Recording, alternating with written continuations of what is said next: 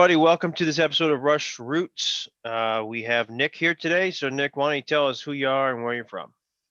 Okay, my name is Nick. I've been on Rush Roundtable like 15 times now, and I'm from the Youngstown area, Ohio, along the PA border. I'm like an hour outside of Pittsburgh, hence all the Pittsburgh stuff that you always see me with on the roundtables with. So, yeah.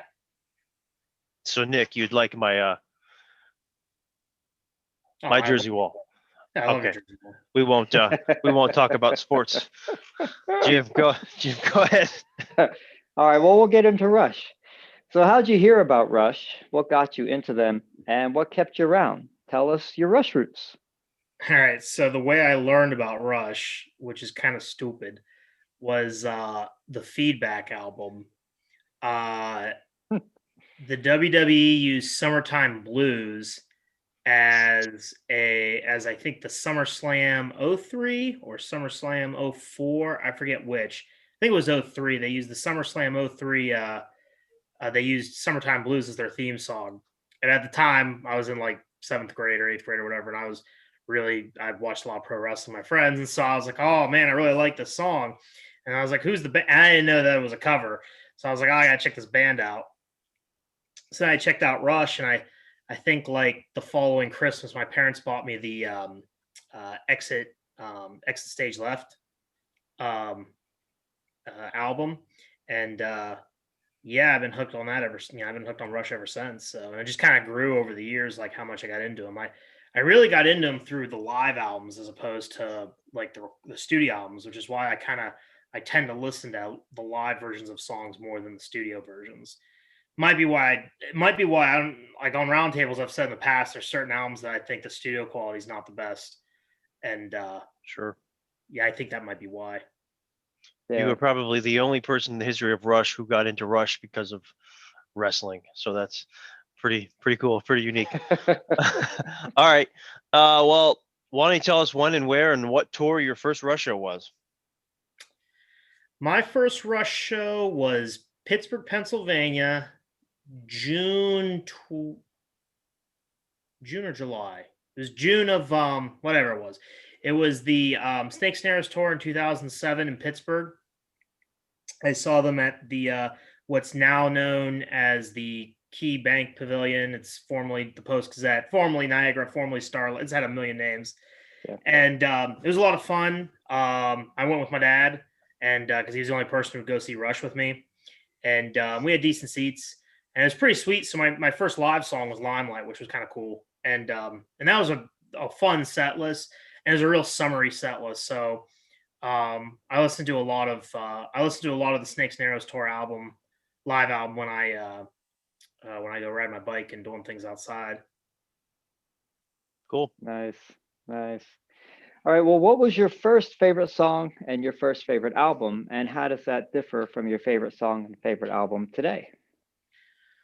Well, my first favorite song was probably Free Will.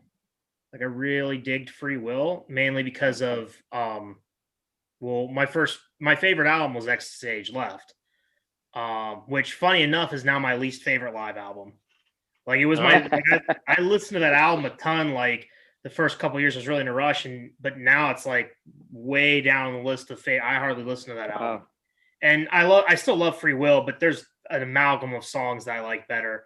Now my favorite song is it's probably, I always say it's a tie because I go back and forth between Subdivisions and 2112, but Subdivisions is my favorite Rush song. I mean, I love it.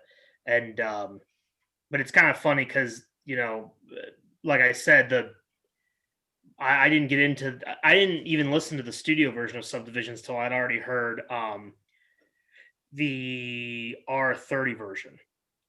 Okay. So wow.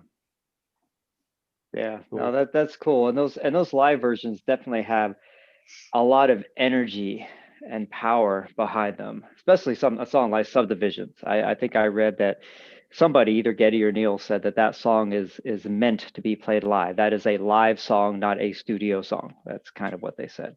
Yeah, the thing with the live albums, the reason I think I like them so much, I've always felt that Rush's recordings are very muted and almost too filtered.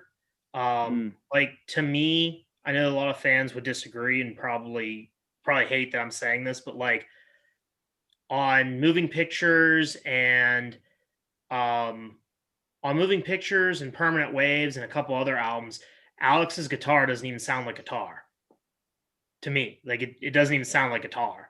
Versus, and it's like every note like plays for a second. Like it sounds like he's pulling off on every note too. Whereas the live version, it's got, there's always a lot of I don't know if reverb's the right word to use, but there's a lot more, I guess, echo, and the notes hold out more, and it actually sounds like it.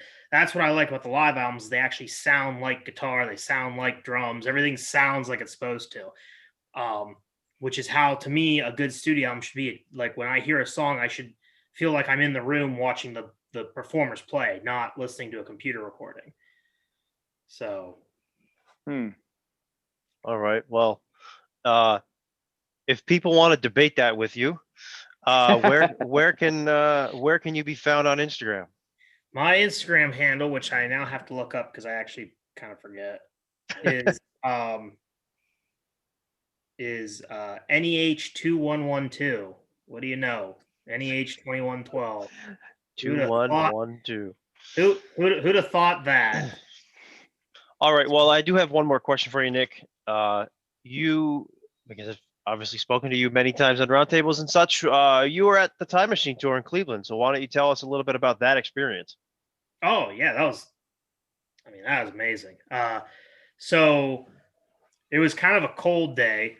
Like, I make note of that because I wore shorts to the concert because it was inside. So I'm like, I'm going to wear shorts. And it was like cloudy, kind of rainy and freezing, typical Northeast Ohio. And so but at the time, Rush wasn't in the Hall of Fame yet. So it was pretty wild. This was 2 years before they got inducted. And it was pretty wild because, like, as I was walking in, there were like all these people with flags and posters and stuff, challenging the Hall of Fame to put Rush in. It was pretty cool. It was a full-on protest, basically. And the show was outstanding. My one issue is that I really feel like that was the tour where I felt like Geddy's voice was starting to go a bit, where he was starting to struggle to hit the high notes quite a bit. But other than that, I mean, everything about the show was awesome. The set list, the stage design, the pyrotechnics, the audio, just everything about it was awesome.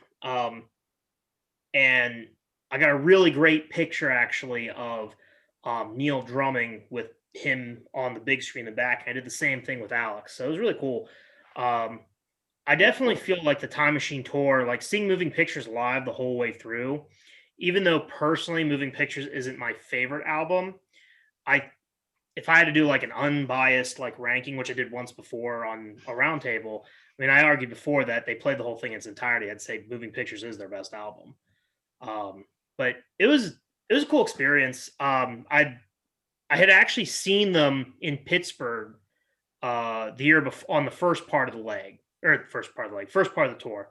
Mm-hmm. And it was really good too.